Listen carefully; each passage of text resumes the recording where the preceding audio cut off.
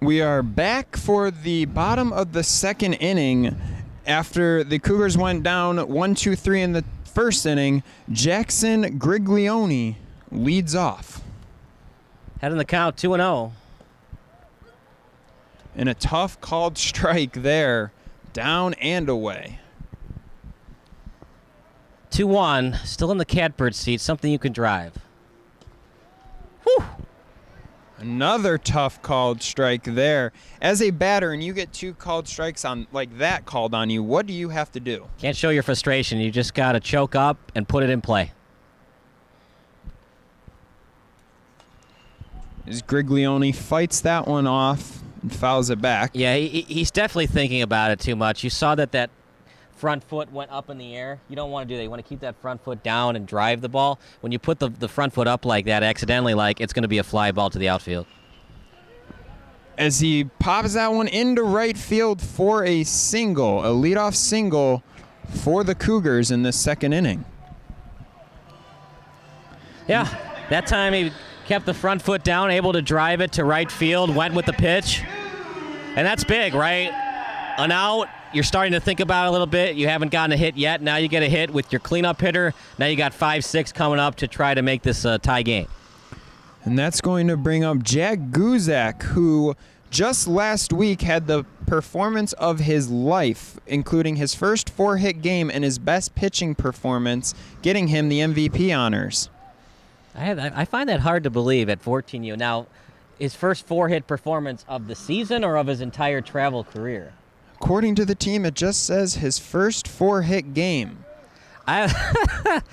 Now, what I want to know is the official guy that was running the book is every time it's like a liner to shortstop, that was nailed by the shortstop. Shortstop could have had that. I'm putting my guy on base on an E6. Just like the harshest box score guy ever. He is sporting a .324 batting average. That's pretty darn good. We'll see how many of those are gimmies and how many are legit. As Jackson Guillerme is thrown out at second, it looked like he was running in quicksand out there. One out. That's true, Anthony, but you got to give credit where credit is due. That was an absolute gun from behind home plate. Great pop time, right on the money at second base. It was a great recovery from Melcher, the catcher, as well, as he even bobbled that coming out of his glove, but was still able to maintain himself and just make a good, strong throw to second. Yeah, that was just picture-perfect defensive catching right there. As that one hits Guzak in the feet. That's always the worst time to get hit by a pitch, when you've got 3 balls on you.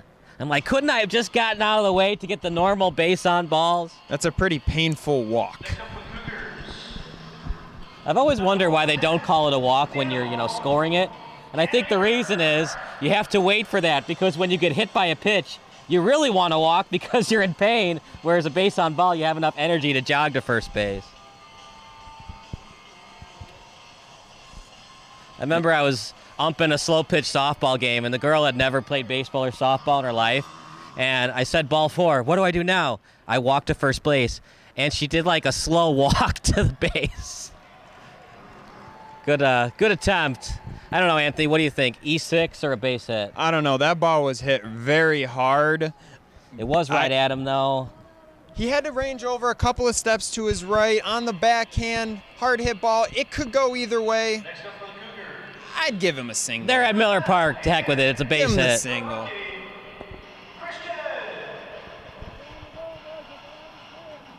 Infield fly in play here, Anthony. So if the outfielders want, if they play shallow, anything hit to the outfield could be an infield fly.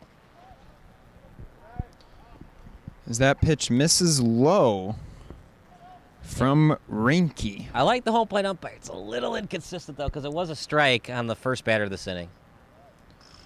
I think most viewers can agree that you'd much rather see a larger strike zone than a smaller one. You don't want to be here all day just seeing walks. not in an exhibition game at American Family Field. But you don't want to be ringing up these batters on pitches that are nowhere near the zone. If the viewer or listener of this broadcast wants to understand the difference between a Major League zone and a 14U zone, you do a baseball distance where the normal strike is. So if it looks a little outside, it's by design.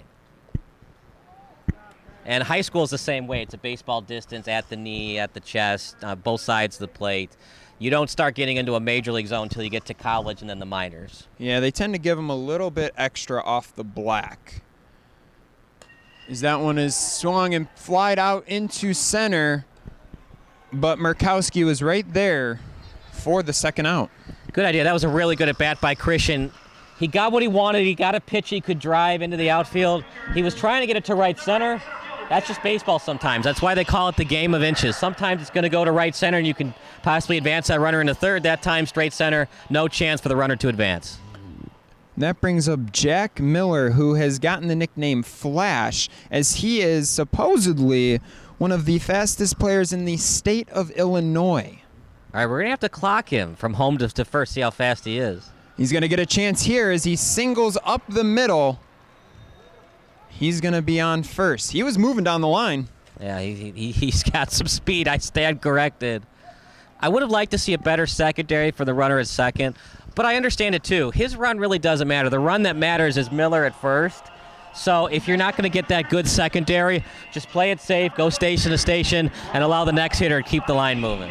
Well, and a good decision by manager Jeff Guzak down there at third is you've got your three hitter on second base. No need to try to force in a run with 2 outs. That ball was hit hard. Yeah, very rarely are you going to see three hitters that can scoot, except for maybe Mike Trout.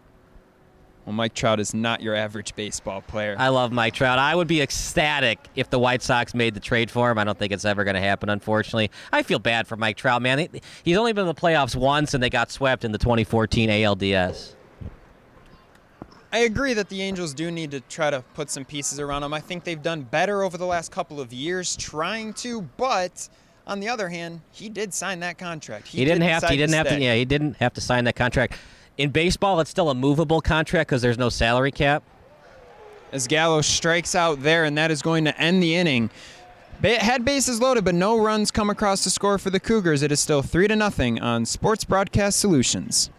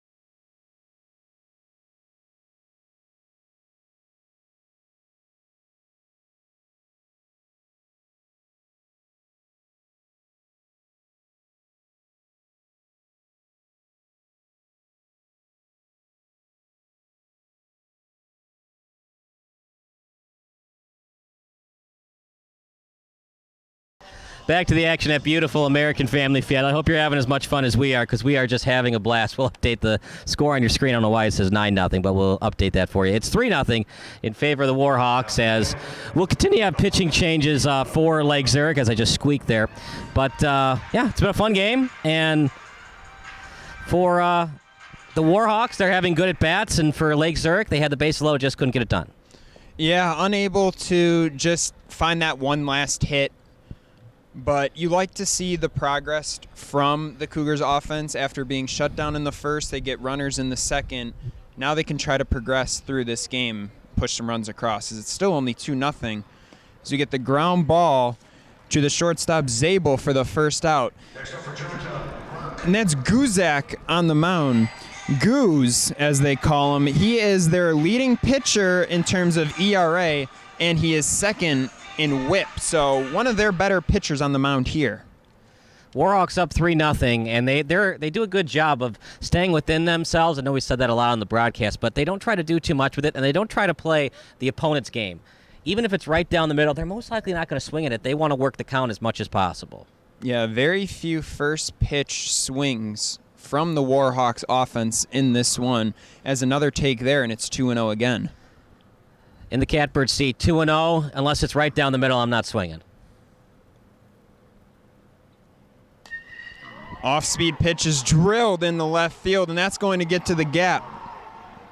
Murkowski is rounding first. He's taking a look at third, and he is going to hold at second with a one-out double. Looked like that base out there at second might not be completely in the ground or something. It looked like it slipped. Oh, come on. We're at an MLB field. There's no way that the groundskeepers mess that up. You're going to throw the groundskeepers out of the bus like that? You're right. I could be wrong. It did look like a weird step off second from Murkowski. Yeah. I wonder if that maybe slowed him up going to third. Even so, with one dead and you're up by 3 runs, if it was the right center gap, you absolutely, if you're a third base coach, you send him to third. Left center gap, he's going to score regardless on a base hit, so I'm going to play a little conservative there.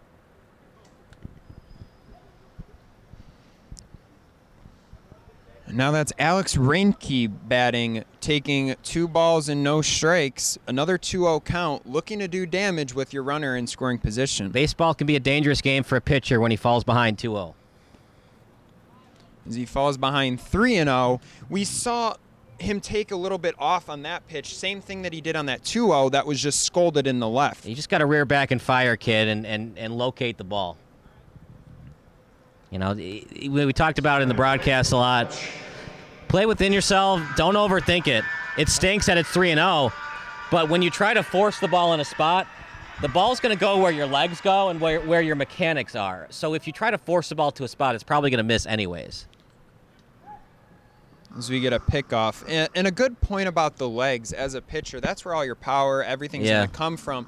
And on that last pitch on the walk, I noticed that he's not really striding out. Yeah. He's not really generating that power, pulling down those pitches, hence the reason that they're finishing high. Yeah, you got to finish downwards. The ball's going to go where the legs go. If you don't do that full arm release, quarterbacks, it's 3/4 of the time, most of the time, right? Pitcher, you got to extend downwards. If you don't, you're going to short arm, it's going to go in the dirt like that. Of course, Tim Tebow kind of had that baseball release, which is why he tried his act at baseball. It didn't really work out too well. No, but what was there really to expect from a former NFL player?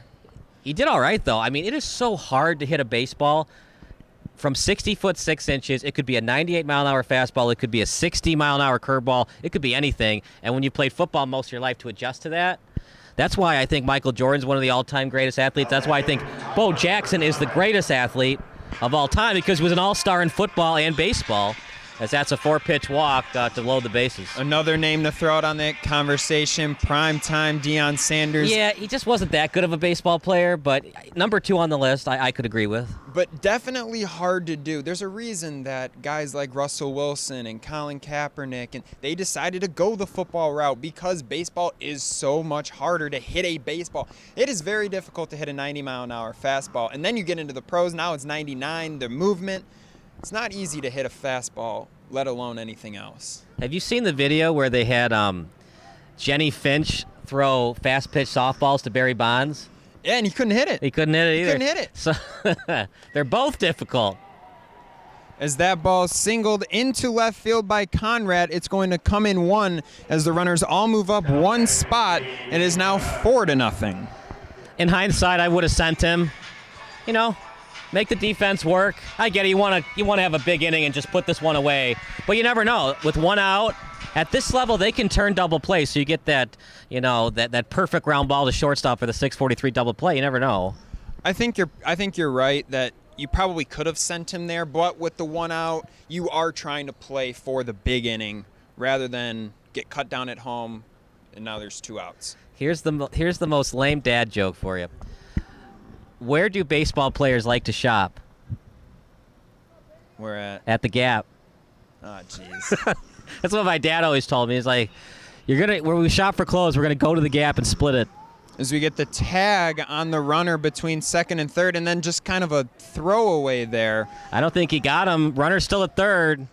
Base is still full. Yeah. He did miss him with the tag. The third baseman over there is Zach Christian. He tried to tag out Melcher going from second to third and just missed him, and all the runners are safe. Another run scores. It's 5-0. Bases still loaded. You'd like your shortstop in that spot, as that's a fly ball.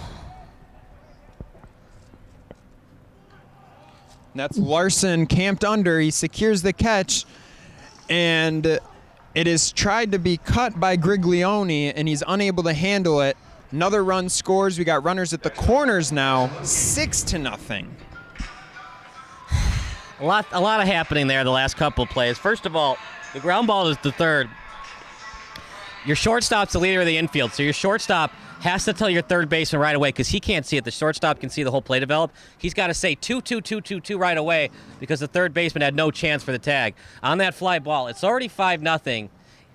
Unless that's a clean cutoff, he's going to get to third base regardless, right? So what you want to do on that is the catcher's got to scream out, cut, cut, cut, cut, cut, or 4-4-4-4-4, and he's got to say it right away. Otherwise, you have that in-between thing that happened, and the runner was able to get to third regardless. Luckily, it just barely went off the glove, so the runner couldn't go from first to second. That one is also lined into center by Ludke. 1 run scores, and the second run is going to be tagged. Oh, safe! Safe, no slide, but unable to make the tag is the catcher Moran. A good throw from the center fielder, but just unable to put the tag on him. That was close. It's an avoid contact play. And we have a 5 spot in the 3rd inning. So we are playing 5-run rule per inning for these teams as to not run up any one inning, I guess. Yeah, I mean, they want the kids to play 7, but there's probably games after this. So nobody wants to see 16-2. I'm not saying that's going to happen today, but there's no reason for that. 5-run limit reminds me of House League, umping those games. You ever umpire, Anthony? I umpired 1 game. It was, I think they were probably 6 years old. They were just learning how to hit a live ball, not off of a tee. And, you know, little 6-year-olds, they can't quite catch the ball all that great. So me sitting back there, the catcher just lets it go, and I got hit below the belt a couple of times, and after the 2nd or 3rd, I realized that it just wasn't for me back there. Did you wear the cup or no? Yeah, I wore a cup. It don't matter. It don't matter. Well, it still hurts and you feel it, but when you don't wear the cup, worse things happen. Not something I want to find. That is why I am now in the booth, not out there on the field no more. This is cool. I've been in a lot of spots at a baseball stadium. I've never been in the crow's nest where they film the game and they've got the stats people. It's quite an experience. We're in a nice spot down here, right down the first base line. We're in the shade. We're not hot from the sun, not too windy. Our papers aren't blowing around. It is a perfect spot to be broadcasting a game, unless we're in the press box, of course. You don't get an angle like this, though. It's a nice angle because normally at our Little League fields, the fence doesn't extend for another 20-plus feet past the bench. So when you try to film down the first base line, sometimes the first and third base coach accidentally gets in your shot. With this, we're in between home plate and first base. So the first base coach can do what he wants, and we still get a nice angle of the pitcher and catcher. Pitching for the Warhawks is Parker Zobel, as his first offering to Luke Moran misses for a ball. Cougars are in desperate need of a run at least here. Yeah, you don't want to get shut out. I don't think they will. Got to find a way to generate some offense, get some walks, get some runners on base, get the bullpen pitcher to start thinking about it. As Moran grounds that one to the first baseman, Lutke flips onto Zobel for the first out. And as much as I love Moneyball, the the old moniker of the movie is he gets on base a lot. Do I care if it's a walk or hit? What they mean by that is I want guys that can run my system. I want guys that can get on base. If they weren't looking for walks every at bat, they were looking to generate offense with limited personnel. And I think that's kind of the misconception of the movie. It's a great movie, but just to make sure that you understand the movie, it was getting the right personnel that could get on base in any way possible. Well, and then you take that a step further in Moneyball, as that is leaped and caught by the third baseman, Ranke. You look at Moneyball, where now they're trying to build these rosters with very limited money. So now you really have to look at your on base and kind of get away from the batting average conversation to try to find the best value you can for the lowest price. This is a really good Warhawks team. Very fundamentally sound, Yeah. I would say. They work good at bats. They don't make errors in the field.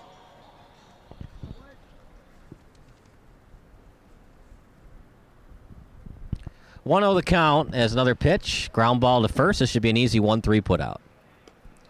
And that is the third out for the Cougars as they go down without a fight. We head to the fourth on Sports Broadcast Solutions. All right, I'll start running some breaks.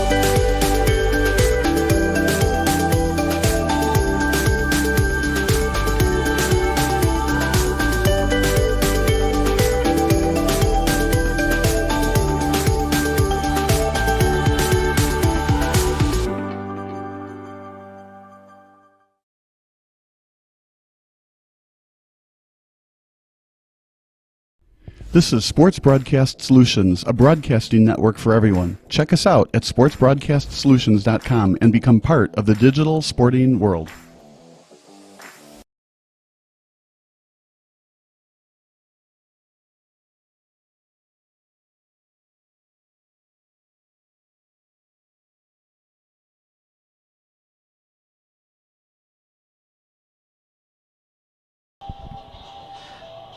Back to the action here at beautiful American Family Field. I'm Kyle Smith alongside Anthony Collada. And Anthony, it's not the start that Lake Zurich wanted, but I just did slow pitch softball, two different types of sports, obviously. And the slow pitch softball team that was winning in the championship game, they were winning 11-0, 17-9. They still lost. They lost 19-18. It's possible for Lake Zurich today. Hey, we've seen 12U games, we've seen 14U games that teams can put up runs in bunches, and they can come at any time. Ball bounces your way one time, and an inning can start. So not out of it for the Cougars yet, as that line drive is snared by Christian at third base for the first out. Now on the mound for the Cougars is Carson Crash Taborik.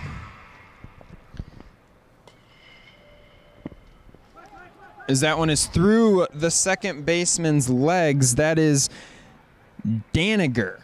Daniger with the error at second base allows Olszewski to reach. That's definitely an error. You got to just find a way to get in front of that ball. If it goes off your chest or your belt, so be it. You're going to get him at first regardless. You got to get in front of that ball. As Taborik fires in a strike. You don't want to be too harsh to the kids, but, that's a play. I'm sure that the second baseman and Daniger would say, yeah, I got to make that play. Yeah, at 14 years old, I think even the players, they start to realize the plays that they can and should be making.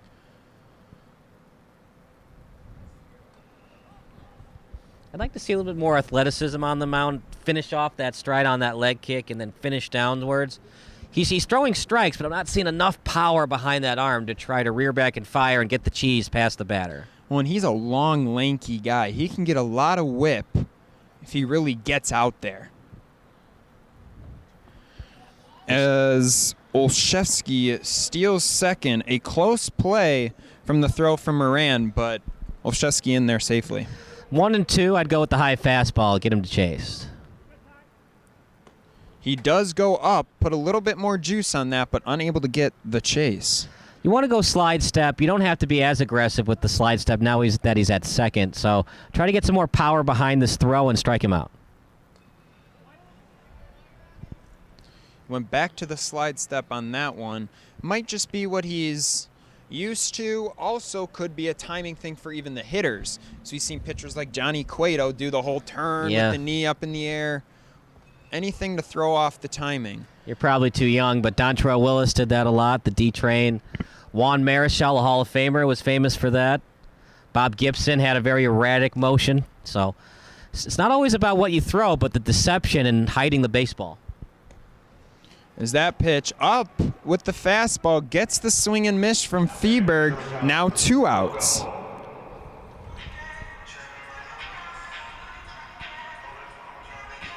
If I were the outfield for Lake Zurich, I'd play in because you really need to get this guy at the plate on a base hit. As that one misses for a ball. Yeah, you're down to your 11, 12 batters in the order. Bring that infield in. You really cannot afford... You mean outfield in? Outfield, yes. Yeah. Excuse me. Cannot really afford too many more runs to cross if you're the Cougars. And yeah, and it stinks if it goes over your head, but everything that you do as a manager is going to be second guessed. If it goes well, you're a genius. If it doesn't go well, if I got to fire this guy, he stinks. You know, sometimes you have to be aggressive, and down 8-0, you can't afford another run to go past home plate. Yeah, exactly. As that play is made by Christian for the final out. Warhawks do put up a 0. Now they need runs. And this is Sports Broadcast Solutions.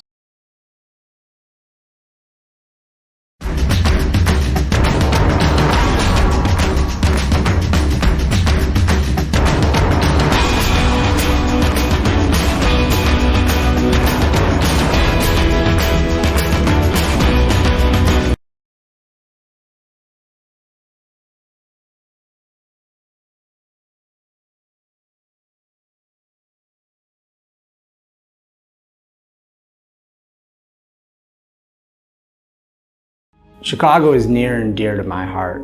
Chicago is a part of the very fabric of who I am as a person. Part of my commitment to my clients is my commitment to the regular, everyday working people that make Chicago. These are the people I'm committed to helping.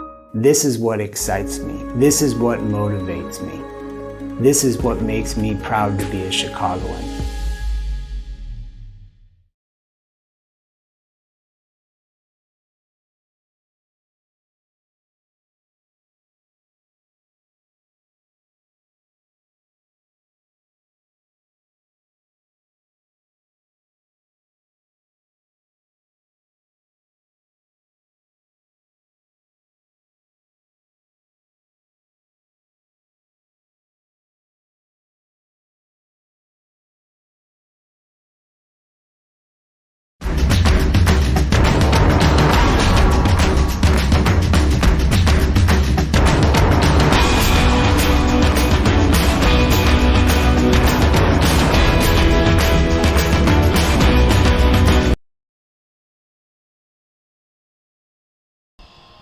At American Family Field, top of the 5th, about to start, and it's 8-0 in favor of the Warhawks. And partner, besides a couple of bad innings, the Cougars haven't been terrible pitching the ball.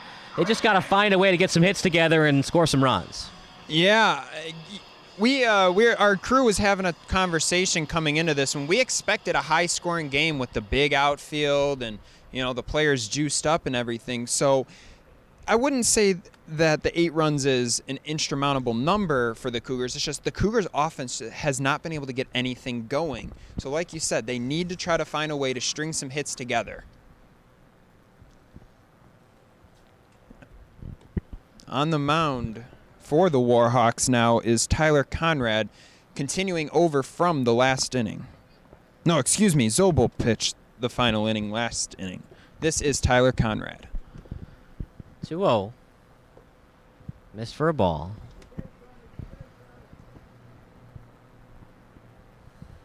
So, is this the bottom of the 4th? Bottom of the 4th inning, we have 2, 3, and 4 due up for the Cougars. As Christian takes a strike. Now this is about the inning that everything needs to start turning around for the Cougars. You've got your meat of your order coming up. Game's, starting to move along here. It's got to happen. It's a good way to start it. Leadoff walk. I've looked at the stats on Fangraphs and 538. You hear the old saying, the dreaded leadoff walk. Leadoff walk scores about 50% of the time. So it's not as bad as you think it is. The problem with the leadoff walk that people don't talk about, it's not that he got to first base to lead off the inning. That's not good. The bad part is you wasted 5+ pitches when you could have gotten a first pitch single and you would have saved 4 pitches, including all those breaking pitches. The the more breaking balls that you throw, the tougher it is on your shoulder and your rotator cuff. So if you can avoid throwing those pitches, it helps you in the later innings. You know, there was something I was thinking about on the drive here, Anthony. I wanted your point of view on it. Would you rather a 14U pitcher threw 56 pitches but 20 breaking balls, or 80 pitches but 77 of those were fastballs? I would much rather see him throw 50-something pitches while mixing in your breaking ball, because I don't think 14 is too young. I was throwing them at like 12, 13 years old, so I don't think 14 is too young, and you are starting to mature enough at this point that that's something that you can build on now. And you get that start at 14, now you've got that leg up on 15, 16, 17-year-olds. I'm kind of more of the mindset, well, I understand the pitch count thing. It's just if you can throw a lot of straight stuff, it's less strenuous on the shoulder. I'm not saying that you should have your young kids, your 12-year-olds and 13-year-olds throw 100 pitches in a game, but if they're not throwing breaking balls until 14U and they're not throwing a lot of breaking balls at 14U, it's okay for them to throw 80 pitches if it's fastballs and changeups. Yeah, I agree with that assessment. I mean, I remember games at 9-10 that you're going out there, you're throwing 120 pitches, but they're only fastball, they're only changeup, so you aren't putting all that strain. So yes, but here, tournament games, like you say, you want to make sure you keep that pitch count down. For these tournament games, you got to run out so many pitchers, so getting ahead in the count, forcing them to put the ball in play, everything is going to help with that pitch count. Here we go. Things getting a little interesting. Runners at first and second, infield fly in play. Outfield's a little deep, and I expect that because you want to play no doubles defense, anything to the outfield. I think for Lake Zurich, it's getting to that point where you're wondering if you're going to get shut out or not. Anything to the outfield, I think you're going to send him regardless. And for Germantown, unless it's a one-hopper to the outfield, I think you cut off everything on a base hit. Brings up Jackson Griglione, who did single in his last at-bat, looking for another one to drive in their first run. If it gets down the line, left field and right fielders playing off the line, it could be a triple. That one's popped up and out of play, over the net, over the dugout. We'll do the 0-2 again. That's the difference between aluminum and a wooden bat. If that's a wooden bat, that's probably still in play. Aluminum bat, you get enough ping, enough force off it that it finds its way out of play. See if he goes with the breaking ball in 0-2. He goes to the fastball, and that one, too, is popped up and out of play. Decision time for Lake Zurich. If it's hit to right field, do you want him to tag up? That runner matters because you want to get rid of the shutout, but at the same time, you need to score 8 runs to tie it, so you don't want to put him in a spot where he's thrown out. Usually your best arm is in right field. Yeah, lots of decisions to be made on the base paths for the Cougars. You don't want to run into any outs, but you need to be aggressive to try to push a cup across. Just got to know the situation, trust in your third base coach, and get a good secondary. Get an aggressive secondary. Once he goes towards the plate, get off, and basketball shuffle towards the next base. That one just misses outside to Griglione. Now 2-2. Base running, it's all about baseball IQ. It's nice to have great speed, but the great base runners weren't always the most fastest of foot. It's all about trying to take that extra base when you know you can, minimizing risk.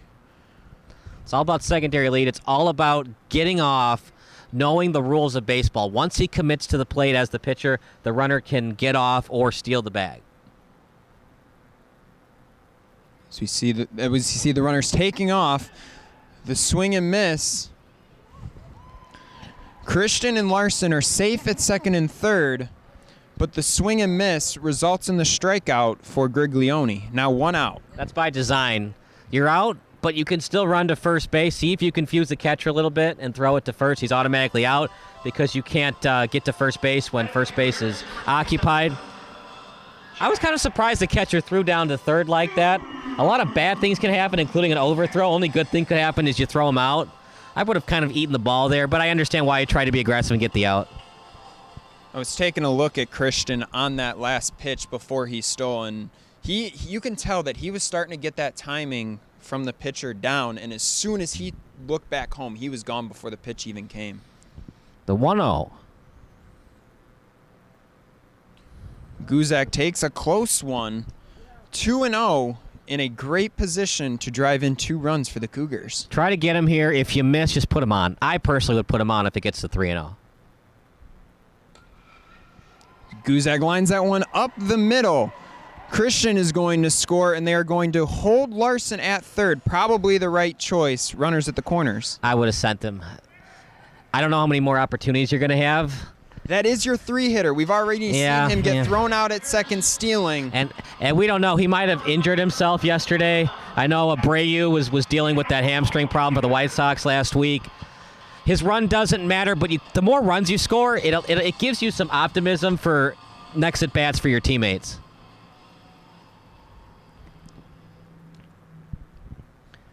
Runners at the corners, 1 out. Double play in play as they're playing double play depth at the second base bag. As Daniger takes ball 1. Looking for something you can drive. If you feel confident in an outside fastball, swing it at. Otherwise, just let it go. Daniger, or the Danimal, as they call him, is one of their best athletes. He's one of their fastest runners. He throws the hardest. He always is able to make up his position if he's caught out of it. Just an overall athlete, and this, you want your athletes in your big spots, and this is one of them.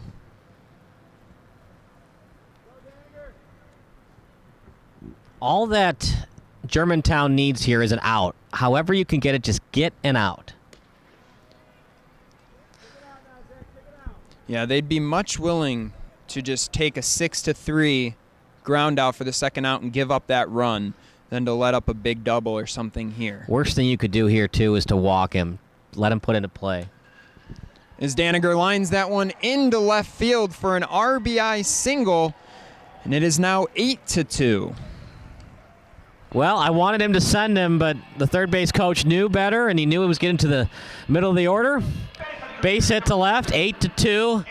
Bullpen is still not active for Germantown, and I don't think you're gonna go to the bullpen unless you see a 3-run homer here and things get really interesting in a hurry. Well, and keep in mind we have the 5-run limit in this inning, so that's even true, if they were to put up 5 in this inning, it's still going to be an 8-5 game. You still got a 3-run cushion.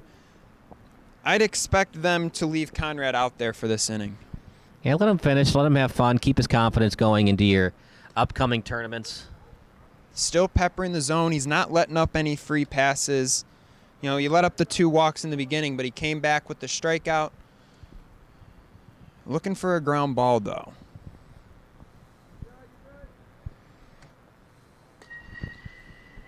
As Christian pops that one into right field, and that is solidified by Dawson Young in right field for the second out. No runners advance. It's close to also being an infield fly. Regardless, it's an out. You'll never see this at the 14U level, but once this gets to varsity, an outfielder that's shallow, he'll probably drop it on purpose or let it fall, because if the base umpire doesn't call infield fly, why not try it? Throw it to second, chuck it to third, do what you can. Runners have to run at their own risk, but with no infield fly, they have to go to the next corresponding bag. You won't see it at this level so much, but keep an eye on that as your kid gets older and they play varsity. They're that shallow. Let it drop and try to get that double play. Yeah, and the best way to just get that out of play is you got to hustle it out of the box. Yep. You can't. Here, it's an 8-2 game. You might be frustrated. You popped it up. You have an RBI situation. You cannot just lollygag it down the line, because now you're going to double up your team. Yeah. So the way that would work is let's say it was hit to right field like that. So the right fielder lets it drop. Common sense say he would throw it to second base. The runner will probably be running up the line, you would think, right? So you throw it to second, he's out. The runner's no way the runner's going to get from first to second in time. The force is no longer there. So you could be in a position where the runner at second can stay at second because there's no more force out at third. Wouldn't that be something? If the base and home plate umpire both didn't call infield fly, it's pretty close to the infield dirt. Right fielder chucks it to second, and they throw it to third, and the base umpire and the home plate umpire are confused. Then they talk it over. Wait, there was no more force at third, so the original runner at second gets to stay at second. 2 outs, and runners at first and second, 2 outs after everything. That would be quite the situation. Yeah, definitely a play that could get pretty hairy pretty quickly, but it would get pretty confusing pretty quickly, that's for sure. But Young solidified the catch, so we don't have to go into all of that. While we were talking, the Warhawks did make a pitching change to Liam Haglund. He fires in a first pitch strike to Jack Miller. 0-1 the count with 2 outs, looking for something he can drive into the gap. And that one's fired in there for a strike. Lots of action, live arm here on the mound. Yeah, Germantown not wasting any time. They're going to their big fireballer to finish off the threat. Nice Good pitch. morning, good afternoon, and good night on the 4th inning. We head to the top of the 5th. Warhawks now lead 8-2. This is Sports Broadcast Solutions. All right.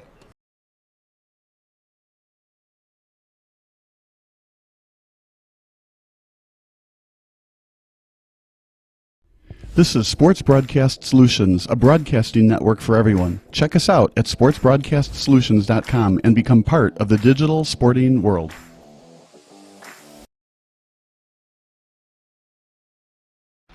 Missing your child's sporting event just plain stinks. But you don't have to worry about that anymore, thanks to Sports Broadcast Solutions. SBS is a live broadcasting network, as well as covering your on-demand needs, recruiting videos, highlight reels, and much, much more. We can broadcast live to any website, and we also post as much on-demand content as you need.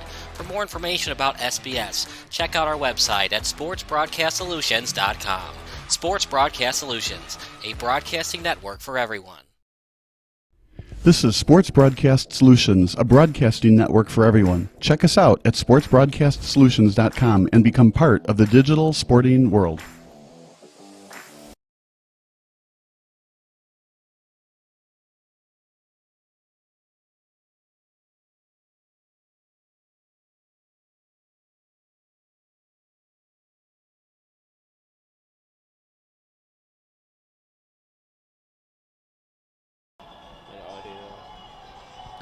Back to the action at beautiful American Family Field. I'm Kyle Smith alongside my partner in crime and friend in Anthony Collada. And Anthony, it's been a lot of fun.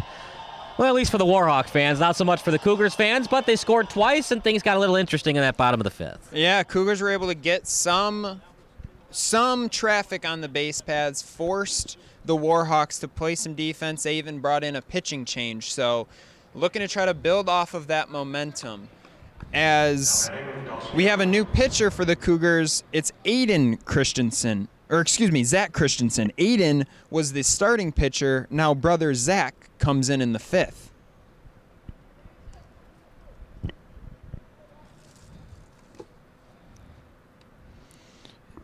Zach Christensen is the team's usual third baseman, one of their best hitters. We'll see what he's got on the mound as he lets up a leadoff single. It's never a certainty when it goes to right field at the younger levels. Always a chance of that 9-3 putout. Emerson Larson came up firing to Guzak there, but Dawson Young was able to leg it out.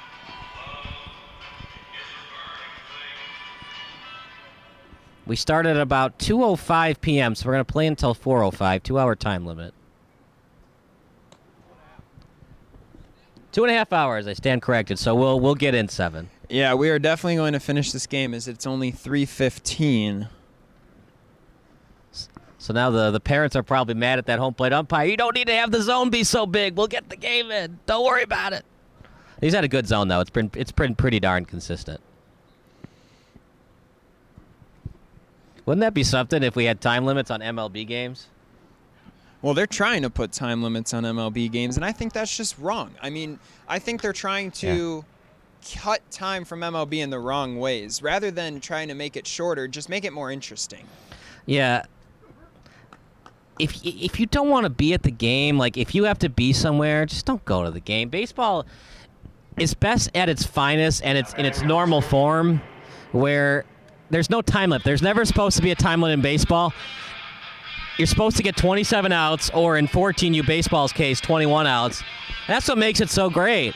If we had a time limit, the walk-off homer that Kirby Puckett hit in the 91 World Series would have never happened, because guess what? That game went like 4 or 5 hours. That's just what makes baseball great. I mean, my dad actually went to, this was back in the day, this was during the 80s, the game that went 27 innings against the Brewers.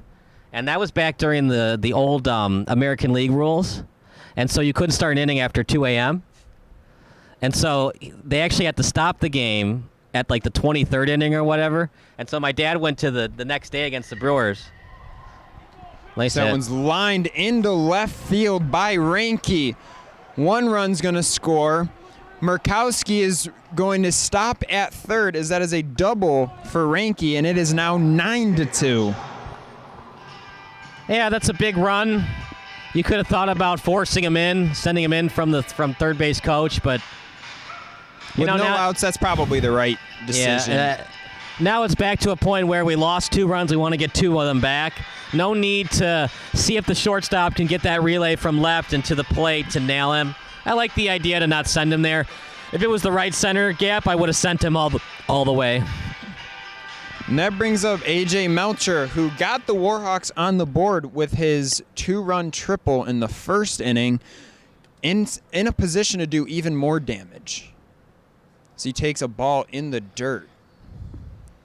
Good work back there by Moran to block that ball and save the run. First base open. If you get behind 3-0, just walk them. That would be my opinion on the matter. As Melcher gets into that one as well, into right center field. Murkowski's going to score, and they're going to hold Reinke at second for... Oh, now he's running.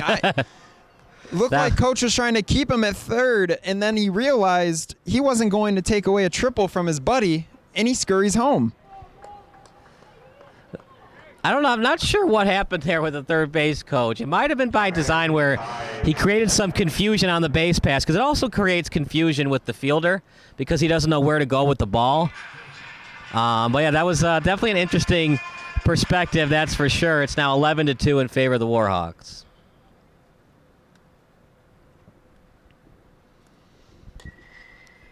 As another one finds the outfield.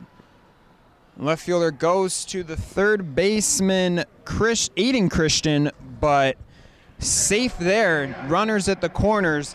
Zach Christian is really getting hit around in this inning. Yeah, just not his game. Most of the pitchers for Lake Zurich have been good. Just the starter didn't have his best stuff today, and you go to the other Christian, he hasn't had his best stuff. That's just baseball. Even Clayton Kershaw's had games where he would love to forget about him. And to not take away from the Warhawks offense, this is a hot team. They're on a 3-game winning streak. They won 16-6 in their last game. So another case of just running into a hot team is another one is laced into the outfield, and that's going to be a double, and they're going to hold the runner at third for the 4th run of the inning. This is interesting. Because of the 5-run rule, you want to try to get as many at-bats from your players. So instead of sending him from third, you wanted to get at least 1 extra at-bat. Something else you could do, because it's an exhibition, right? It's all about having fun. If he gets a base hit, you don't send the runner at third, then you allow your team to get at least 1 more at-bat after the subsequent base hit. Yeah, well, and they also have no outs on the board, so if they really wanted to try to get through their order, they could even run into a couple of outs on the base paths. Lots of different things could go on. Just to try to get your kids as many at-bats as possible. Not the outing Zach Christian was looking for. His coach is out there just trying to keep him going. Just one of those days. Mama said there'd be days like this. Mama said. And that's the case for Zach Christian today. Just happens. Baseball's a game of inches. If it's right down the middle, it's going to be hit a long way. If you get it down a couple of inches, chances are it's going to be a fly ball to right. Baseball is a simple game like that sometimes. And that's a strike to Hagelin. And like you said, game of inches, right down the middle. That's about where Zach Christian is throwing that ball right now. It's just right down the middle for them to tee it up. Just got to locate. Pitching is just so hard. some of the best pitchers of all time did not throw at 99 miles an hour. Greg Maddux threw a fastball maybe 91. It's about locating. It's about deceiving the hitter. It's about deception, obviously, and it's about locating and being creative, always keeping the batter guessing of what pitch is going to happen next. We're going to get a talk from Coach Guzak. Quick conversation with the umpire. Whatever question he had was quickly answered to his liking. And yeah, probably asking about the 5-run limit. Because, we're going to see some interesting things from Lake Zurich on this plate appearance. So that's a strike for a 1-2 count. I'd personally go with the high fastball again.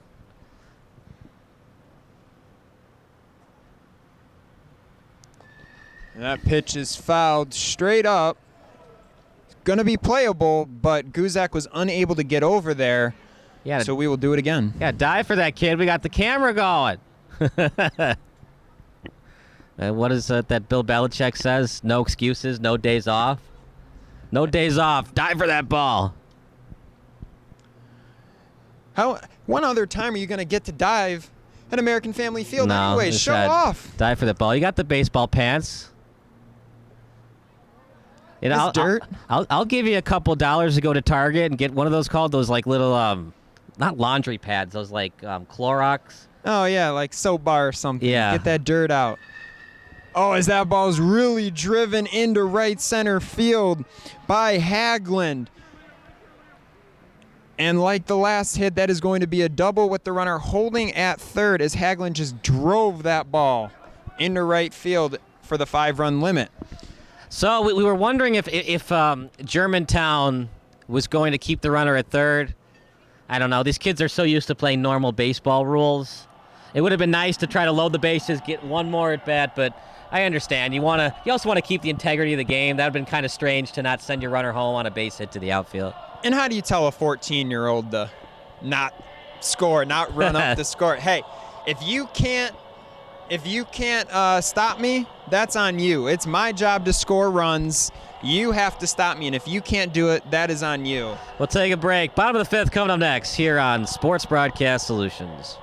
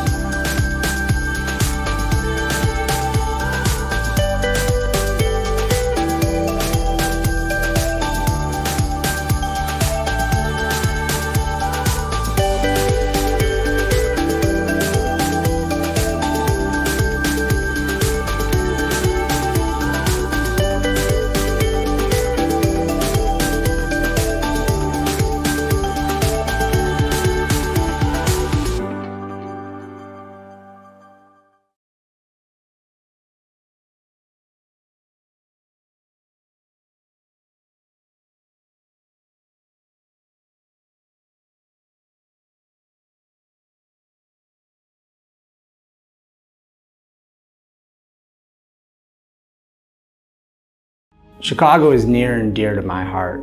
Chicago is a part of the very fabric of who I am as a person. Part of my commitment to my clients is my commitment to the regular, everyday working people that make Chicago. These are the people I'm committed to helping. This is what excites me. This is what motivates me. This is what makes me proud to be a Chicagoan.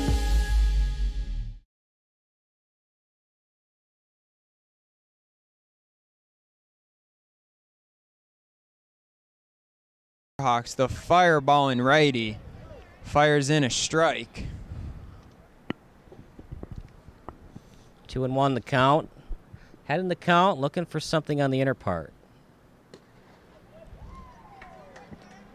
Haglund hit that double to finish the top of the 5th inning. He's back out there on the mound. Firing to Rob Gallo. Swing and miss for strike one as Gallo slams the bat on the ground. 1 out. A little bit of frustration brewing for these Cougars. Yeah, it's just not the game they thought they were going to have. They played well against this team in that championship game back in 2020. And you know what? It just didn't materialize the way that they thought they would. But you know what? Sometimes The baseball is going to go your way. It's going to go right in your glove. You're going to field it well. You're going to throw the ball. Sometimes you're going to lose 13-2. Life is full of 13-2 beatings. Bottom of the fifth, maybe they score a couple of runs. Maybe they make this a 5 or less run deficit to finish off the game. But, life is full of these moments where you're going to win 13-2 and you're going to lose 13-2. As we have a pitching change, Liam Hagelin comes out of the game. He pitched yesterday, clearly just wanted to come in here, get a little bit of work in on this field, as he's replaced by Ty Olszewski, who comes into this one with a ERA of 7 even. So, he struggles throughout the season, but 14U, you get a lot of runs up on the board. He's just looking to come in here, throw some strikes, get some outs. I've been looking at some of the bios for the Cougars. Jackson Cecil lost his motorcycle and instead gets a good workout by riding several miles to practices on his bike with 2 flat tires. It's pretty funny stuff. That's a dedicated ball player right there. But why are the tires flat? That was my question when I read it. Hey man, you've got money for the bike, but air's air's separate. Getting that the little air for your bike, it's pricey at Dick's Sporting Goods. 2-1 the count. It's all Warhawks today. 13 runs, 14 hits, 2 5 spots in the 3rd and 5th inning. Very hard to win games when you're giving up 5 runs in the 3rd and the 5th. As Moran scolds that one into left field for a single. Good piece of hitting right there. Don't do too much with it. Go where the ball is thrown, and then extend the hips and get the barrel on the ball into the outfield. Important for the Cougars offense to not just mail in these at-bats either. These still count towards your batting average. The 14-year-olds, they love their stats, so still going up there trying to put good swings on the ball. It's never over, Anthony. I still remember the game in 2001 where the Mariners, that was the team that won 116 games in the regular season. They blew a 12-0 lead to the Guardians. If they had won that game, they would have finished with the all-time record for wins in a season, and I'm sure Lou Piniella is still thinking about that game to this day. Now, he'd rather have won the World Series that year over the 116 wins, but it just shows you, even a team that won 116 games, that was up 12-0, there's never a guarantee in baseball. Well, and that's the beautiful thing is you play every day, so there is no constant practice, constant preparation. You're just back and forth, boom, boom, and going. That's the beautiful thing about baseball. Is that one's fired in for a strike. No time limit, so unless you get 21 outs, as I saw with slow pitch softball yesterday, they did not get 27 outs, and they blew an 11-run lead and an 8-run lead. Got to get 27 outs. I still remember that World Series, the Braves-Cardinals World, not Braves, Rangers-Cardinals World Series. That's a fly ball to the infield. That catch is made by Zobel, at second base. 1 out. I'm liking we're through the PA system, we're getting a lot of female musicians. I don't know if you always expect that in a baseball game. We're getting some Miley Cyrus. Earlier in the game, we had girls just want to have fun. I like it. Yeah, we've had a good mix. We had a little bit of Eagles in there, too. A good mix of music playing at American Family Field today. One of the most interesting thing I ever heard through the PA system, I was at a football game, masculine dudes full of testosterone, and they were playing Colby Calais through the PA system. I'm like, that's awesome. Doesn't get much better than that. As that one is grounded to the second baseman, Zobel fires on the first for the final out. Cougars are held scoreless in the 5th. We head to the 6th. It's 13-2 on Sports Broadcast Solutions. All right, you want to do this, Marcel?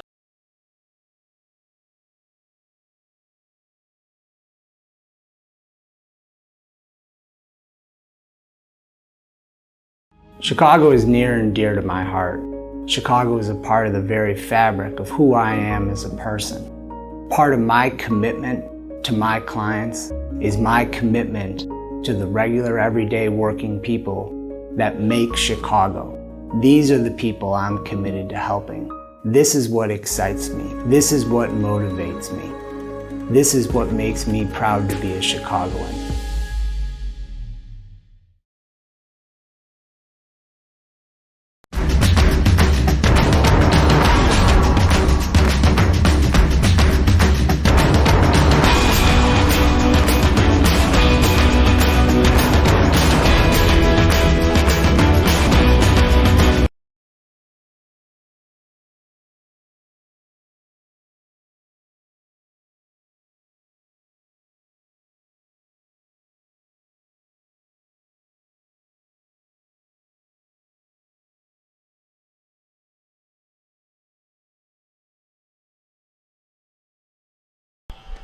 Back to the action at American Family Field. We're having a lot of fun. It's not the game we thought we were going to get, but, well, we haven't gotten 21 outs quite yet. And for the Cougars, mathematically speaking, you score 6 in the 6th, 5 in the 7th, and then we go to extras, but I don't know if we're going to see 11 runs scored by the Cougars in the next 2 innings.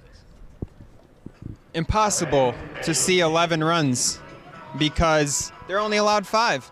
There's 2 innings That's left. right. Only allowed 5. So the Cougars are technically, mathematically eliminated from this game.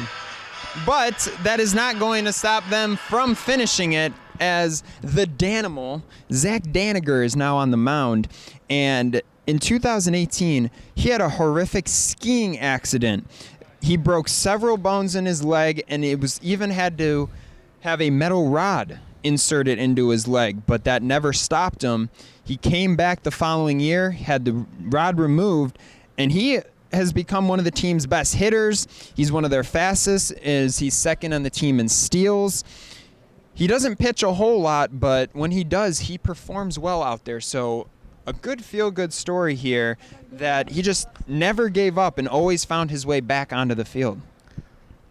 Yeah, you love to hear those stories. It's not just about playing baseball. Things are gonna happen in life that's not always that you're in control of, and the fact that he was able to battle through adversity, and he's had a really good game, honestly. If I didn't know about that, Anthony, I would never think about it. He seems like a normal kid, and the fact that he's battled through that adversity and had himself a heck of a baseball career thus far, cap off to him. And I think the point that the team left us with, their final point, was that he's the loudest Cougar in their dugout. And that just speaks to who he is as a person, that, yeah, he went through some hard times, but he was there cheering his team. He's always there, always got his buddies back.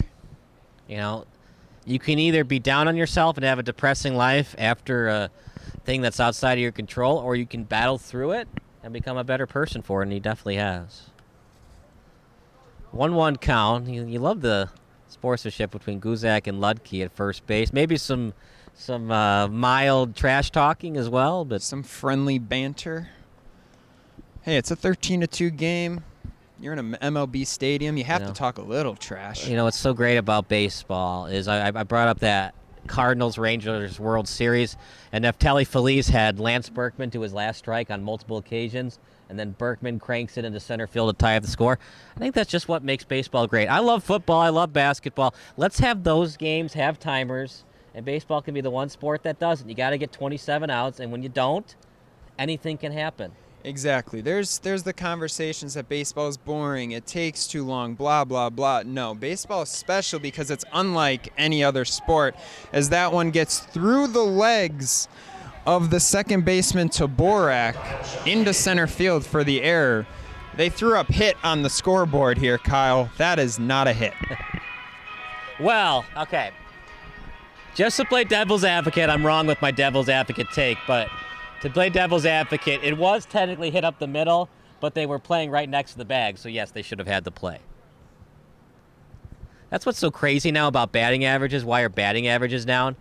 Is because these hitters refuse to beat the shift, so they'll drill a line drive right up the middle, and the shortstop's playing right behind the bag.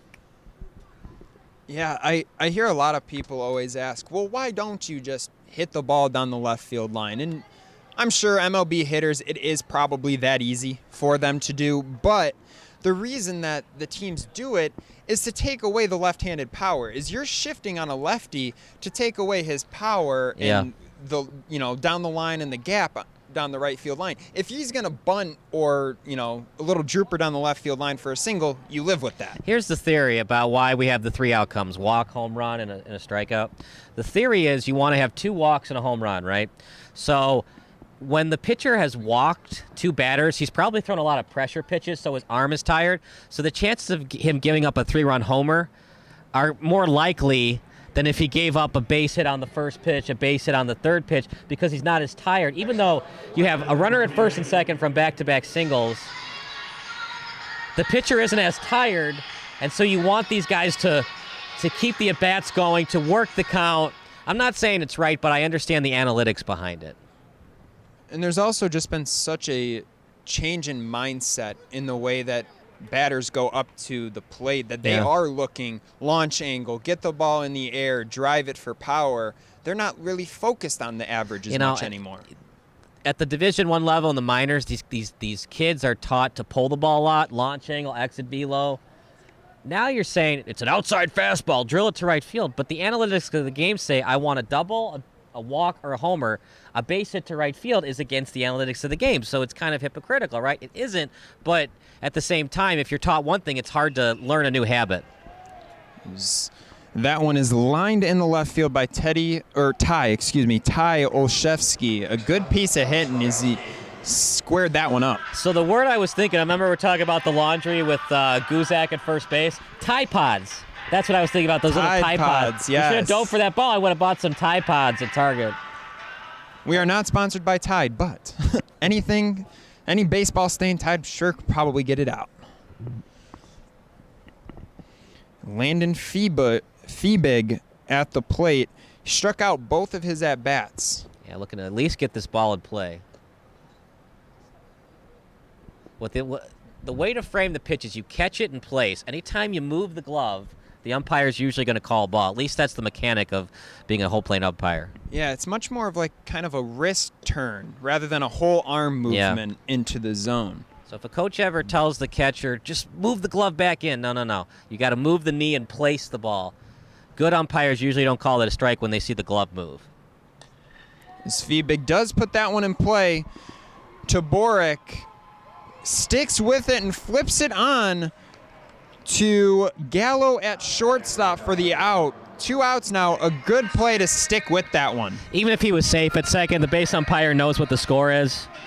Nobody wants to watch it be 18-2, so let's get some outs. Let's keep the line moving. Anything close, it's probably going to be an out whenever the Warhawks are batting. It was close, but I think he was out, even if he was safe. Base umpire's going to call him out regardless. Yeah, we saw it in the last inning that the runners are starting to slow down for the Warhawks. Yeah. Bang plays are probably going to be called out. Strike zone might open up a little bit more. Yeah. Got an inning and a half left. No one wants to watch it be 24-2. And of course, with the 5 runs, you can't get 24. But yeah, nobody wants to watch that. We want to see Lake Zurich score a couple more runs and see this game get a little bit more closer. I mean, I read an article on SB Nation that the writer brought a couple of good points of why we should have a mercy rule in MLB. I'm against that, but he brought up some good rules that, as fun as it is to watch Patrick Wisdom throw a 35-mile-an-hour curveball, at the same time, that's not baseball. Yeah, before this season, I would have definitely agreed with you about no mercy rule in baseball, but the Cubs have been so bad this season. I've seen Frank Schwindel pitch more times than I care to. So was it Schwindel throw the 35-mile-an-hour, or was it Patrick Wisdom? Yeah, it was Frank Schwindel, their first baseman, and that one drills Dawson Young. But, yeah, it was a 35-mile-an-hour. It was basically like an ephus. It was something that Schwindel had kind of practiced a little bit, and he ran out there. It wasn't like he just flipped the ball up there for them to hit a home run. I saw a lot of people criticizing that, but that was a design. But long story short, I'm tired of seeing Frank Schwindel and position players pitching for the Cubs, so I get the mercy rule, but I feel like your bullpens are also big enough that you shouldn't have to. And here's the thing, too, is why I'm against the mercy rule. Nobody is asking the fans to stay. If you want to go home, go home. I might go home. If it was 17-2 Yankees, I'm probably going home. But you don't have to stay, so why should we have to have the mercy rule? Because that's a ball and a wild pitch and a run scored for Germantown to make it 15-2. I'm getting old, Anthony. I'm forgetting what the score is. I apologize. It's hard to keep track of all these runs from Germantown. 15 of them today on 16 hit, give or take 16 hits. Baseball's such a great game, though. You just take it one game at a time, one day at a time. People forget. Remember that Red Sox, they came back down 3-0 to the Yankees? People forget they lost Game 3 19-8. And you would think they would just pack it in. It's not our season. Guess what? That was one game. Game 4, it's a completely different day. It's a new slate. Yeah, exactly. I mean, here, you play baseball like almost every day. So, Cougars, this loss might sting a little bit. You're on this field. You wanted to put on a good show, and you didn't. But you're going to come back in 2 or 3 more days. Your arms are going to be fresh again. Start the slate back over. You scored 2. Maybe they'll score a couple more as it's a ground ball to Grounder third. to third. Guzak solidifies the catch, and that is the third out of the 6th inning. Warhawks push 2 more across. It is now 15-2 as we head to the bottom of the 6th on Sports Broadcast Solutions.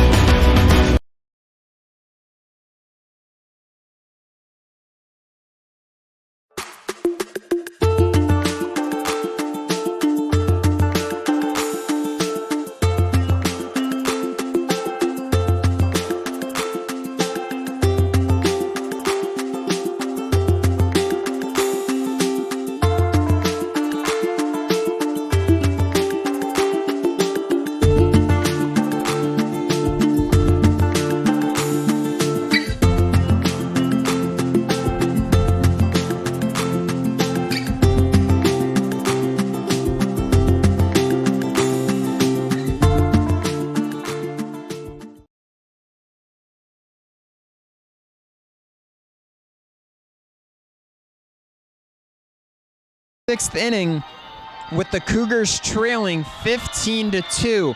With our 5-run limit, they are unable to get back into this game, but still looking to just put up some good at-bats. Just find ways to score runs, walks, hits, get on base. We talked about Moneyball earlier in the show.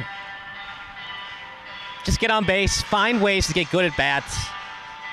And as much as I love that movie, Moneyball, I wish they would have talked about Miguel Tejada having an MVP season that year. I mean, that's kind of the reason they won 103 games. It wasn't because of, what was his name? Billy Bean. Billy Bean. Who was the guy? Scott Hatteberg at first base? Yes. Like Played by Chris Pratt. Chris Pratt, yeah. It was one of his first movies. Now, as much as we want to credit Scott Hatteberg, he wasn't the main reason they won 103 games. And that play is made by Liam Hagelin at shortstop. On the mound for the Warhawks is Alex Rogowski. It's been a while since I've looked at Vegas odds, but I believe when the Athletics went to the playoffs against the Twins that year, they were actually the favored team to win, and the Twins pulled off the upset. I mean, that was a very talented A's team, but Billy Bean, it was still a great situation that happened, but he still had Miguel Tejada, Tim Hudson, Mark Mulder. It was still a very talented team. And I think Billy Koch had like 40 saves that year, so maybe Jason Isringhausen as the closer was a little overrated. The pieces certainly did come together for the A's. You know, there's probably some method to that madness, but the movie was a little dramatized for the numbers. What a game today by the Warhawks. 15 runs, 16 hits. That's so much efficiency, right? I don't know about that one. Called strike on Larson. He doesn't like it.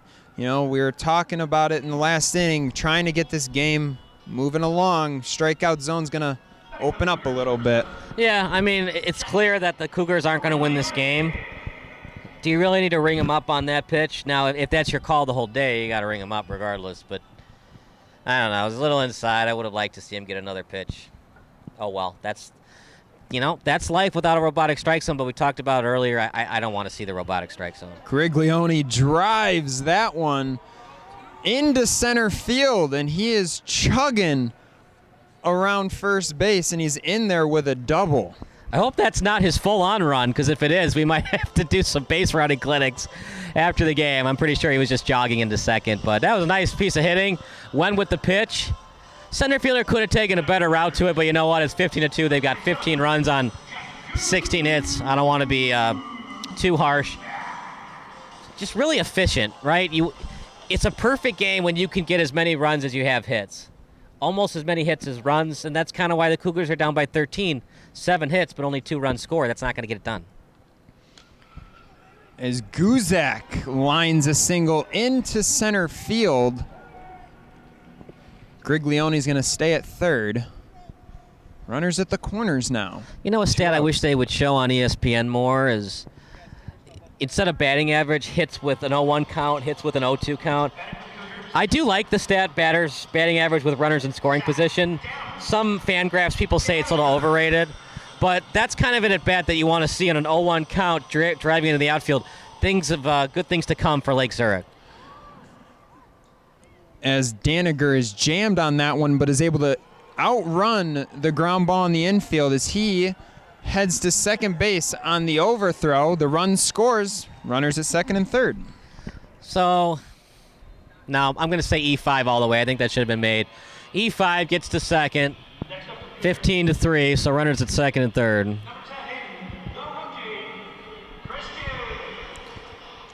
The rookie, Aiden Christian. He's only 13 years old. He got a chance to play with this team at 10, so a year and a half younger. He's got his brother on the team, but that's not why he's on this team. He's on this team because of how good he is. He's batting .404 with an OPS over 1,000 as he lines out there for the third out as we head to the final inning at American Family Field on Sports Broadcast Solutions.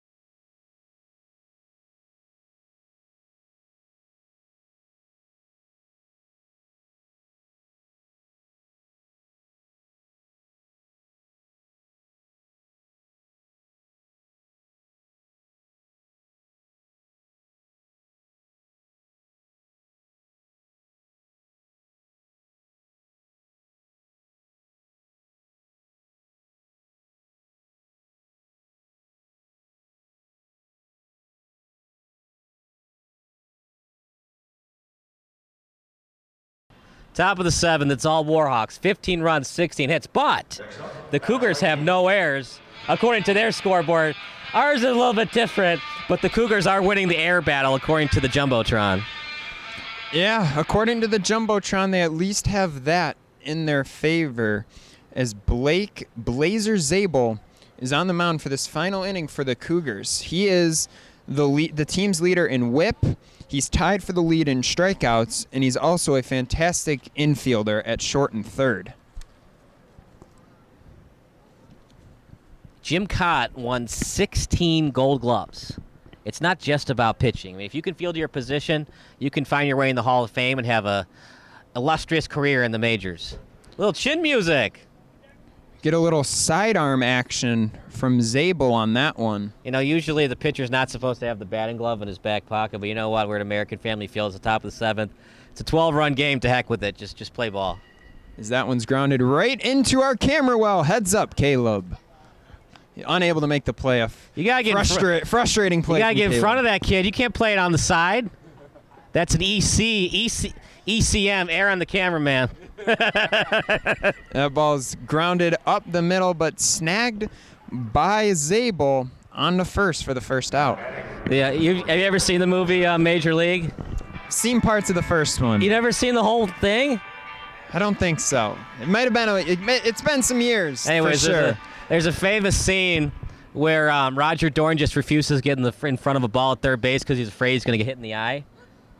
And the manager's like, "Come on, Dorn, get in front of the ball. None of this Olay nonsense." He's like Olaying it with the glove. It's so great. As that ball is drilled into right field, and it is going to get to the wall for A.J. Melcher, and that is going to be another triple. They're waving him on. Oh, the ball is stuck underneath the fence. That technically should be a ground rule double, but I think we're going to let him have the long ball. I don't know. We'll see. So the rule is you got to put your hands up right away. If you put your hand in there to play it, it's live. It's also up to the base umpire's discretion if you did that on purpose to try to avoid the homer. Look, it's 14-year-old baseball, American Family Field. That base umpire ain't going to give you that ground rule double. He's going to let you play it. No, and another question even be raised is, have kids even seen a ball get stuck underneath a fence and what to do in that situation? Yeah, because you don't have, I mean, you got padding here where it can get stuck underneath. Most of these Little League fields, it's just regular chain fences where it can't get stuck under the fence. But a good moment there. So here's something crazy. It didn't happen to me, but it happened to one of my friends who's an umpire. There was a wild pitch. The catcher went after it, and one of the dads took a ball from the bucket. This is fouled towards us on the first base side. He took a ball out of the bucket, and he rolled it underneath the hole in the fence, and so the catcher had 2 baseballs. Hey, it's not cheating if you don't get caught. Or how's the saying go? If you're not cheating, you're not trying, or something like that? But cheater, pumpkin eater, which I agree with. Pumpkin's not very tasty. I'm not a big pumpkin pie fan, are you? No, I agree. I could do maybe like one piece on the holiday, Thanksgiving, maybe Christmas, but not my favorite type of pie. How about that? They've had triples, doubles, and now an inside the park home run. It's not even a beatdown. Germantown just flat out outplayed Lake Zurich today. Yeah, and sometimes you just run into a team like that, or you just run into a hitter. I mean, look at A.J. Melcher. He tripled in the first, he walked, and then he doubled, and now that home run. So just needed that base hit. Just for the, a single away as we get the 3 outs in the 7th. We head to the final half of this game, 16-3 on Sports Broadcast Solutions.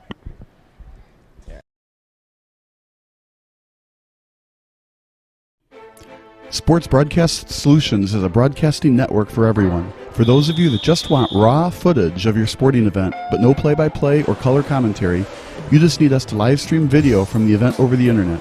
We will live stream your event on YouTube on our Sports Broadcast Solutions channel. In addition, we also have a dedicated channel on YouTube for live streaming at SBS Livestream.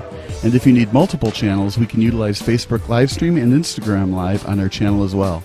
Options include commercials from your sponsors, professional scoreboard graphics are still available, and of course, yes, pre- and post-game interviews are available as an option if you want. We've been working really hard this whole summer and stuff. Whatever your sports broadcast needs, we are at sportsbroadcastsolutions.com. Check us out and become part of the digital sporting world.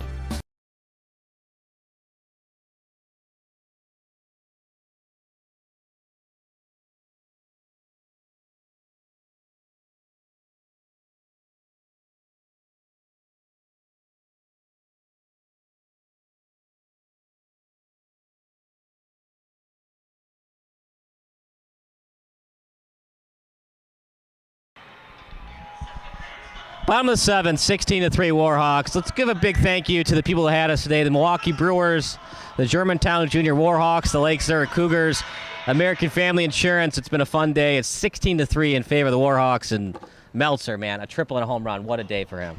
Yeah, it's just everything seemed to work for him. He was seeing the ball really well, and he put on a show in this MLB park. So definitely a memory that he's going to go home with and keep with him for the rest of his baseball career, probably the rest of his life. That guy can surely swing it. He is going to be a hard guy to strike out at the freshman, sophomore, and varsity level. Batting for the Cougars is Aiden Christensen in this final inning. 2-0 to count. Going to sit on a fastball, and if it's not right down the middle, he's going to let it go past him. Oh, you got to get in front of that kid. Use your chest protector. Help out your umpire. He takes that one 3-0. The rookie, he's batting .404 this season. So one of their better hitters in the lineup trying to find a hit in this one as he takes a ball for the leadoff walk. Yeah, you want to be aggressive. You're down 13 runs. You don't really care about the score anymore, but you don't want to get into bad habits either. Nothing was in his wheelhouse. Everything was outside the strike zone. Just take the walk. You don't want to get into bad habits and swing at stuff outside of the strike zone. And this brings up Jack Miller, and we saw him scoot down the line a little bit on a single, but there were runners on base. He didn't really have to hightail it. I want to see him. His nickname's Flash. I want to see him open it up here. Let's get a slow roller. If you get thrown out, though, at second on a stolen base attempt when you're down 13 runs, don't look so good, though. Yeah, that's one of those unwritten rules of baseball. When you're down by more than 5, not really supposed to be stealing bases. I'd love to look at Ricky Henderson's log about when he stole and if he ever would steal bases in those interesting situations. You're up by 5, you're down by 5. You would think if it's like within a save situation, 3 runs or less, he would steal, but I don't have the game logs in front of me. And here we go. We're going to see that speed as the bunt is laid down, and it is a perfect bunt. I don't even think he was running all that hard. He knew that was a perfect bunt. Yeah, no way that the third baseman's going to play even with the bag up by 13 runs. He's going to play no doubles defense. Yeah, that's another thing. You're down 13 runs. Do you really need to be bunting in this spot? You want to find a way to get on base. You're going to have to bunt in regular games and regular tournament games when it's not 16-3. Best way to do it is in a game situation, not in practice. So, I don't love it, but I don't hate it either. And it's a little different than that question, do you bunt to break up a no-hitter? No, absolutely not. No, you don't. That's why I don't love the movie For Love of the Game. One of the Yankees players bunts when Billy Chappell's throwing a perfect game. Now, I will say that I think that rule doesn't come into play until 5th, 6th inning. You're through 4 innings. That's 2 at-bats for a player. You have to make it through the order at least twice, in my opinion, before you start getting into all the no-hitter talk, perfect game talk. I don't know. There's some unwritten rules of baseball that I agree with. I still think Milt Pappas has a case. It was a 3-2 count as the runner steal. That ball is fired in the left field by the catcher. It says 3-1 on the board, but did they update it before the throw? So it's 3-1 now. So they're right because I had 2-1 before the throw. I thought usually you want to do a double steal on 3 balls, but hey, you're down 13 now. Like all the rules are gone. But I brought up the Milt Pappas thing because the home plate umpire called ball 4 when it was a borderline strike pitch, and that cost Milt Pappas his perfect game. And then, of course, I don't know if you remember this, but Max Scherzer was throwing a perfect game, and I think it was against the Pirates, and it looked like the Pirates guy leaned into the pitch for the hit by a pitch. Jose Tabata, I believe, is who it was. Yeah, leaned in with that right elbow. I think he was a lefty. Yeah, there's a lot of conversation there. And then maybe one of the most infamous ones is the Armando Galarraga 28-out perfect. Yes, Jim Joyce at first base. When a play is that close, you're 1 out away, just call him out. I don't even think the opposition would have complained at that point. Yeah, as an umpire, you're not supposed to think about these things. I've gone to a couple of umpire classes for the minor league level. You're supposed to perceive everything the same, whether it's 10-0 versus 1-0. I disagree with that philosophy. I think there's certain situations. But, when you bring too much of a bias and a human element to it, you could call a strike or a ball differently because the score is different, and you don't want that because then you have different strike zones.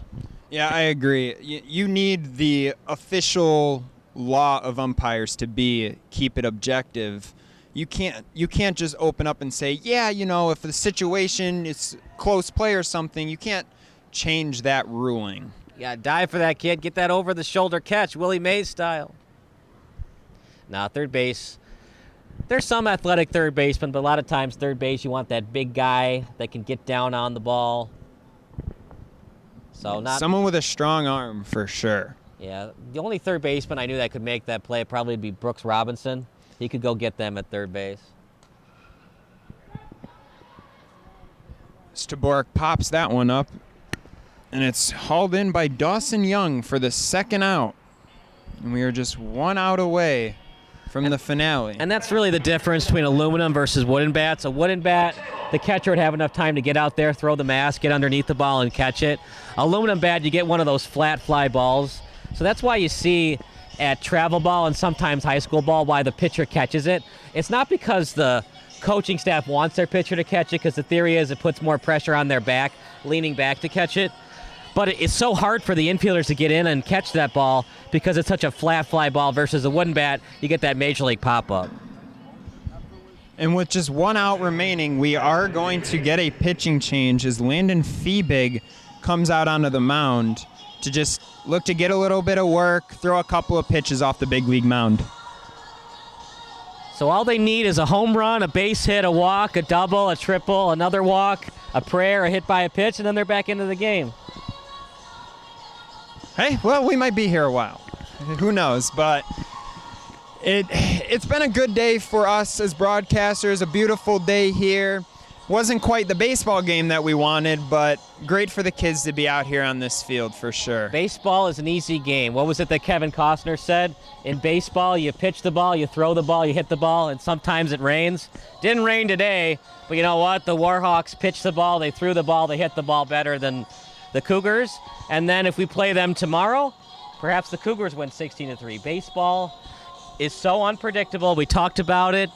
The Yankees won Game 3, 19-8 to go up 3-0. And then the Red Sox won 4 in a row to go to the World Series. You never know what's going to happen in a baseball game or a baseball series. God, I feel old. That song for Miley Cyrus was from like 2009. I remember dancing to that song in gym class in middle school. Oh yeah, Party in the USA. Is that singled into center field for an RBI by Zabel. His first hit of the game, so he does not go over with that single. 16-4. You'd love to make it less than a 10-run deficit if you can. You could do that with one swing of the bat. I don't know if you're going to hit it 350 feet at 14 years old, but, you know, we saw an inside the park homer. If you get it in the right gap or you get it right down the line and it takes a weird ricochet off the padding, you never know. As that ball skied, shortstop's out there to get it and catches it for the 3rd out. And that will be the end of our game at American Family Field as the Warhawks defeat the Cougars 16-4. We will be right back with the post-game show on Sports Broadcast Solutions.